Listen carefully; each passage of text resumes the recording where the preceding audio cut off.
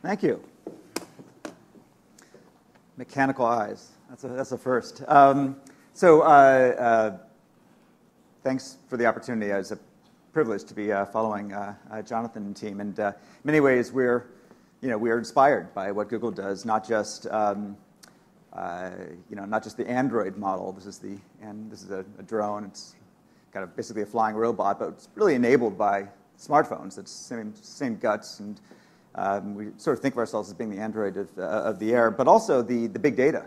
These things are the way to gather images of our world and our lives from the air, which we've never really had access to. We've had satellites, we've had the ground level, we have 30,000 feet outside of a jetliner porthole, but we haven't really had the ability to do sky view to go along with street view.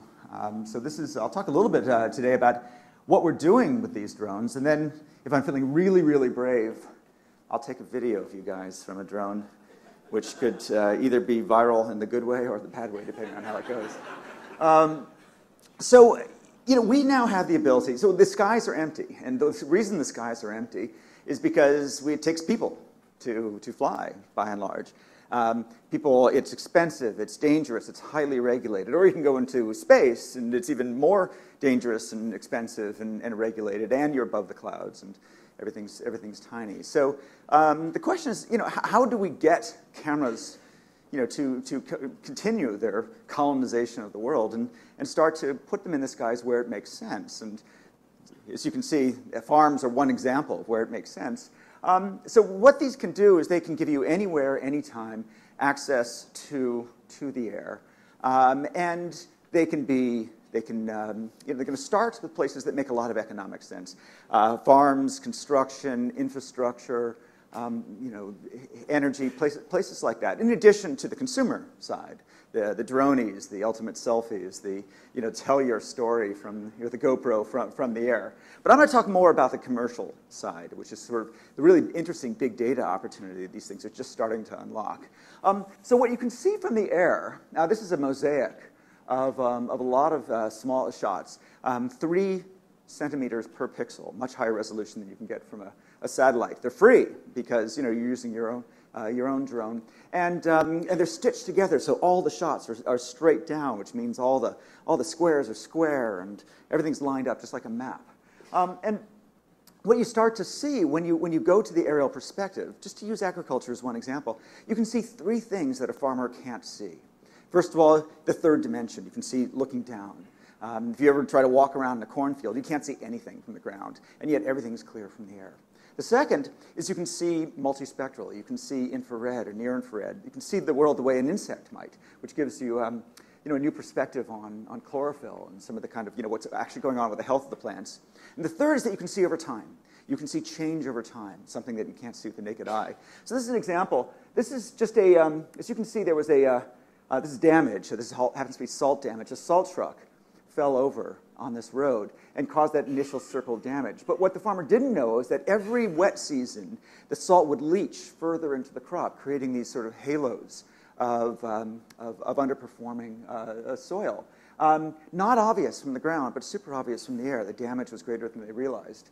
This is another example. This is a vineyard. And you can see that there's this slightly greener stripe in the middle. Now that happens to be it's not bad or good. That happens to be the echo of an ancient stream. The richer alluvial soil means that the grapes are slightly more robust there.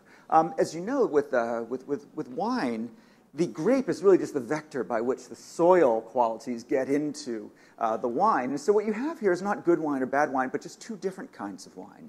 It all looks like the same grape. It was all planted as the same crop. But once from the air they could see this difference in soil, they could actually create a geofence and put a phone on the picker's arms, and then they would carry 2 buckets. And as they crossed the geofence, they would put the grapes from one bucket to the other and get 2 kinds of wine for the price of one off the same field. And that sort of fine-grained differentiation of agriculture is a way to add value and to get smarter about our crops.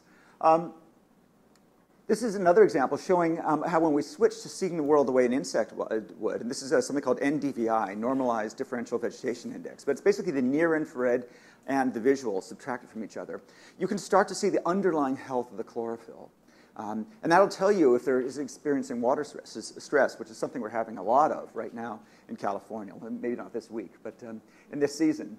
And that's super important because it identifies problems before they're visible to the naked eye. This is using a GoPro camera in one of these drones. There's nothing fancy about it. And yet that simple act of putting one of these in the air gives the farmer information that can improve the productivity and reduce the water use in a farm. So those are some examples.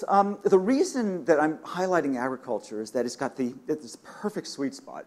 It is, as you know, drones are controversial. There's privacy issues, worries about safety, et cetera. Farms are one of those cases where you don't have any issues.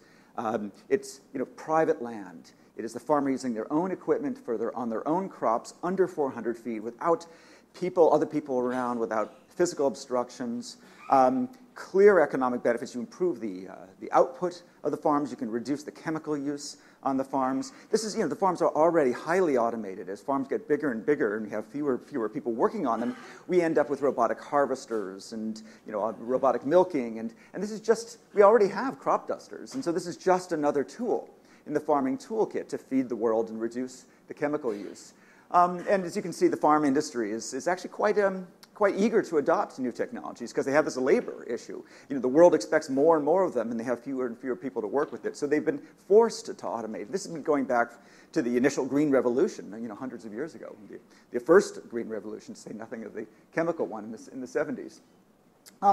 And so, what we see here is a classic example of a traditional industry, and agriculture is the biggest industry in the world, a traditional industry that has the opportunity to use data, much as Google does, to reinvent its processes. Right now, it used to be that farms were small, and the farmer could walk the fields, it's almost a plant-by-plant examination of how things are going. But as farmers got bigger, and we have fewer people on them, in the absence of information, the absence of knowledge of what's going on a kind of a, acre by acre, foot by foot basis, we've been forced to go to predictable crops, monoculture, planting one highly industrialized crop across the entire area using sort of a one-size-fits-all model. And that's required us, that has all the environmental consequences of monoculture, but also it's required us to use a lot of chemicals, so we spray fungicides and pesticides and herbicides prophylactically before there's a disease outbreak, because by the time we would find out about a disease outbreak, it'd be too late. You'd lose the crop. Now, and so we end up spraying a ton of chemicals in our food and our land because we don't have information. If only we knew, if only we could know that we did have a pest outbreak, the next day, we would wait for that information. Then we would treat the outbreak rather than the whole crop ahead of time. And as a result, we'd use less inputs and we'd get more outputs. And it'd be good for the environment and be good for our food. And that's a perfect example of how something as simple as data, closing the loop, getting feedback, constant monitoring on a big industry like agriculture can basically move the needle for our society and the environment. That's a simple thing to do. It's almost impossible to do with satellites because they're not timely. Too expensive. It's almost impossible to do from the ground, and it's really easy to do with drones. So these are just some examples of the way drones would work on agriculture. They'd be spotting irrigation problems, too much, too little, leaking irrigation. You could spot pest outbreaks really quickly, especially in multispectral. And you can fly these things every hour. It's fully automated. It's just a button.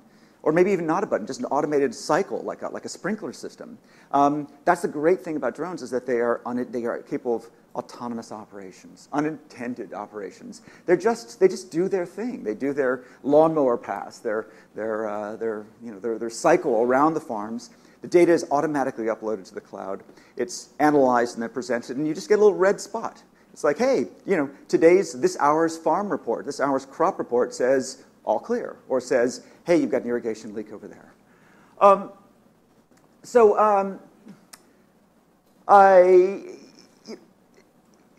This ability to measure the world means we can manage the world. I started with agriculture, but it's true for the other big industries, construction, civil engineering. These are all worlds that start digital.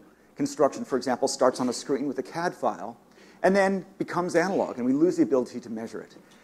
Drones are a way to re-digitize the world. We're doing a great job of digitizing our life on the internet with clicks and what we type and search terms. We're doing a pretty good job of digitizing our world in cities with things like Street View. We're not doing a good job of digitizing the rest of the world. So I'll give you some more examples of how that works. But first, how did I get into this? And the answer is sort of parenting gone horribly wrong. Started with my kids. In 2007, just playing around with Lego robots, it became clear something interesting was changing in the world of hardware in 2007. These sensors were becoming available. Companies like Fitbit, the wearables, Internet of Things, the connected devices, the maker movement, that was all starting around that time. And it turned out these were all spin-offs of smartphones. That the smartphone revolution was creating a kind of an acceleration of Moore's law in the components of smartphones. The sensors, the processors, the GPS, the cameras, the batteries, the radios, all those things being bought and made by the tens or hundreds of millions by the Apples and Samsungs and LGs of the world, meant that those components were now available to adjacent industries. And so one of them is wearables, like my Pebble. Another is the Internet of Things and the smart home, et cetera. And the third is robotics.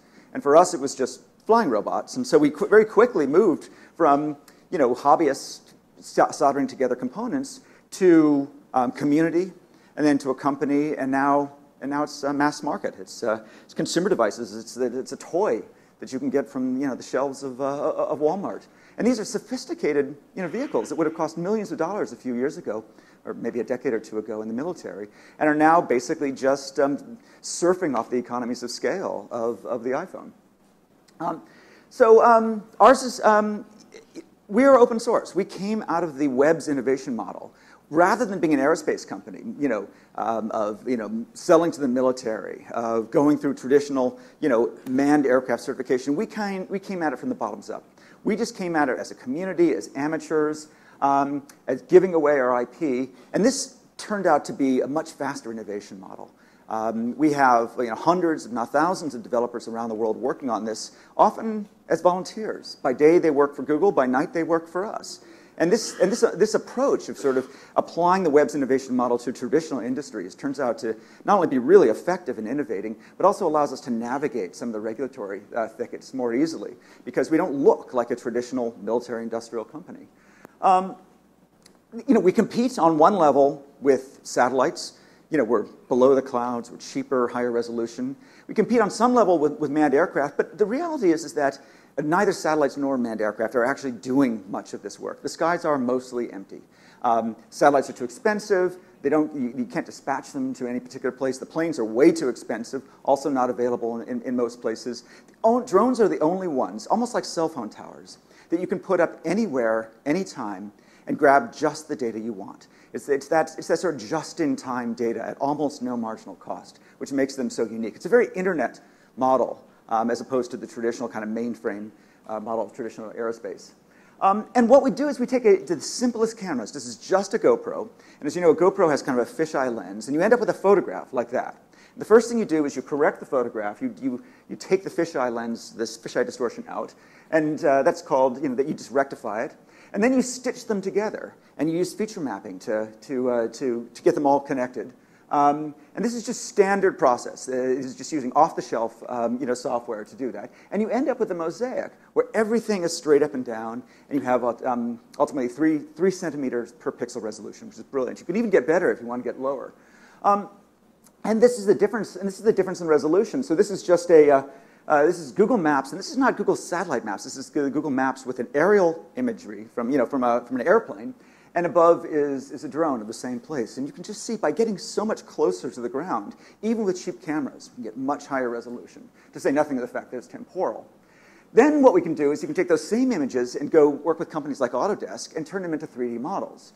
So you just fly a drone around something, take pictures, and then the algorithms turn them into these 3D models. Now, this is a first stitch that shows how we began with this, but things are getting better. And let me show you some other examples. If you take an object like this is the Fry's down in San Jose. This is a nice geometrically simple object. This is just a GoPro camera, drones flying around it, taking probably about 40 pictures. And by stitching it together really cleverly, you end up with something that is not only architecturally correct, but almost photorealistic. Here's another sort of simple object. These things, we have the ability to 3D scan the world with simple cameras. Now, these are simple objects, but what if they get more complicated? This is a cement plant, and as you can see, it's got lots of fiddly bits. There's bits that are overhangs that are hidden, not easy to see from the air, and you can see there's some distortion underneath. So how do we do a better job? And the answer is that we bring a human back into the loop. So what I'm going to show you is what we're going to be announcing early next year, which is what's called a guided 3D scanning. So traditionally, what we do is auto 3D scanning, which is to say you tap on your phone, you pull up the app, you tap on a button, and it creates this emission. It does circles around like a 3D scanner, and maybe does a hatch pattern to get a little higher, get a few more views. But for a complicated structure, maybe with trees or one when you got to get closer to the ground, we actually use something similar to what Autodesk and others use for using your phone to scan a small object. And this is something called 123D Catch. And you pull up this app, and it's available free on Android and iPhone. You pull up this app, and what it does is it guides you through taking pictures. And so it asks you to take a picture, around this. You take a picture up here, then it walks you to the next one, and then it wants you to go down and take some more pictures. And once you fill up both those circles, then it sends those pictures to the cloud and creates a 3D model. So what we do with drones on a bigger structure, obviously we can't walk around, it's too high to get that top down. So what we do is the human is the lower circle, and the drone is the upper circle. And the drone is communicating with the cloud and telling it what picture it got, and the cloud will tell it what picture it needs next. And basically your job, it does use what we call the follow me function. Your job is to have your phone and just walk around a building, and it'll tell you when to stop. And then when you stop, the drone comes down, goes click, click, click, click, then you move over, it goes click, click, click, click. And essentially, the human's job is to avoid telephone lines and trees and to make sure it's safe. And the drone's job is to talk directly to the cloud via the phone to get exactly the right images that'll get that sort of perfect 3D model of the structure. And this is really cool because we're not sure who's guiding who. Is the drone guiding the human, or the cloud guiding the human, or is the human guiding the drone? And that kind of human-computer, human-cloud interaction, that kind of humans do what they do best, which is make sure it's safe. And this is like a construction site, so it's a pretty conventional thing. That's what surveyors do. And the cloud does what it does best, which is talk directly to the sensor, the camera in this case, and say, what am I seeing? What do I need next? How much overlap do I need? How are we doing in terms of contrast and shadows and that kind of stuff? So that computers do their thing, humans do their thing, and that interaction, that guided scan, is the way we're going to integrate robots into our airspace in a way that's safe and economically advantageous. And then someday the robots will be so smart that they won't need the human at all. But right now we're keeping the human in the loop just because that's the way that we prove that this is the kind of thing you would want on a construction site or some kind of architecture project. So I want to end just by telling you one more example of something that's really cool that came out of our community. So once we put the drones out there and gave them to regular people, they started doing things we'd never thought of. And one of them is a great group called Conservation Drones, which is doing wildlife conservation, endangered species in Asia. And this is just some examples. So these right here are, I believe, orangutan nests. Now, it turns out that orangutans are endangered, and like a lot of the great apes, they build a nest every night. Now, you can't see these nests from the ground, but you can see them from the air. And you can actually calculate the size of the population by counting the nests. Now, they build a new nest every day. So here's like the cool phrase that you probably were not expecting to hear today. This is the orangutan nest decay rate. It turns out that that over time, wind and rain, etc., will decay the nests, and it's about 100 days. And so you take the half-life of that, and you can basically just count the number of nests, multiply it times the decay rate, and then you know about how many orangutans there are in that area. So that's just one example to do population monitoring from drones. You can also automate it. These show all the nests in one area. It also works for chimpanzee nests. These are a little bit hard for the eye to see, but actually quite easy for the software to see. Basically, you can see it's a brown patch versus a green patch. But that kind of color differentiation is super easy for software. And then once you've got this, this ability to kind of fly these automated missions that are counting, you can actually do more than visual. You can also listen. And one other way to count populations is to listen for the noises they make. Now, you would think that drones, which make a lot of noise, would be the wrong way to measure noise, but it turns out that the noise of a drone is very different from the noise of, say, a bat. And again, software is really good. The human ear can't differentiate the two, or maybe it blurs, can't hear the bats over the drone, but the software can. So you can actually just fly over forests and listen with a microphone underneath this, and then pick out the identifying signals of species. You can mosaic them together. This is just nests that have been automatically picked out of the background.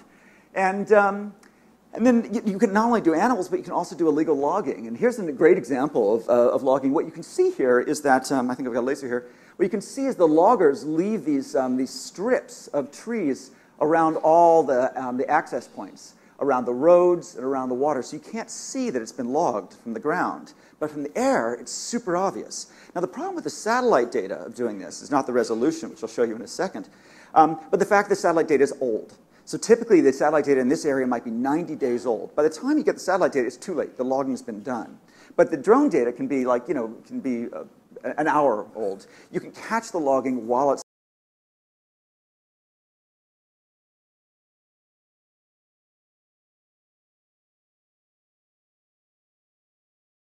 this resolution is, despite the fact that you're doing a quick pass. That's a Landsat, which is what's commercially available to most people, and this is drone imagery. So you can see that it's really, satellites don't solve this problem, and drones do. And the fact that these things cost less than $1,000 and can be deployed and will fall in price even faster, and can be flown without skills, just pushing a button, means that we finally have a tool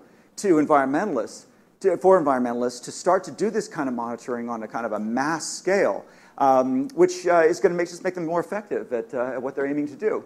So this is the kind of 3D imagery, multispectral imagery we can get. This is just regular consumer-level drones with good software, and this is like the first minute of the day of what we're doing with this aerial data, drones plus big data revolution. And this is being driven by these consumer trends. It's being driven by smartphones. It's being driven by open source communities. It's being driven by people buying, essentially toy drones to put GoPros in the air for Christmas. This is exactly what happened with a personal computer versus the mainframe. It's what happened with the internet versus phone companies. This is a classic consumerization of the enterprise, story, and it's happening to aerospace as well. So with that, I have 1 minute to see if I can safely take a video of you all from the stage, so you get to see one of these fly. This is an Iris. It's a consumer drone. As you can see, you may be able to see this from the ground. It's got a stabilized gimbal. That's just a GoPro. So as I move this, that all stays stable. I'm going to turn the GoPro on. And we've got the video on. So now it's taking video of you all. And what I'm going to try to do is just safely, and this is, by the way, this is because I'm indoors and I don't have GPS. I'm going to do this manually, which I'm very opposed to. I suck at this. This is not what drones are about. So the people in the front, fair warning.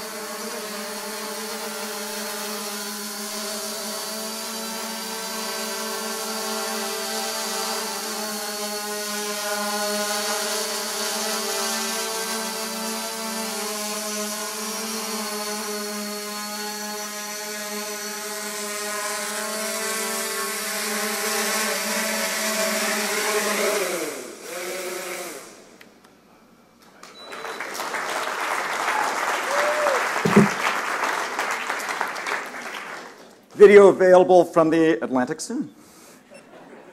Thanks very much.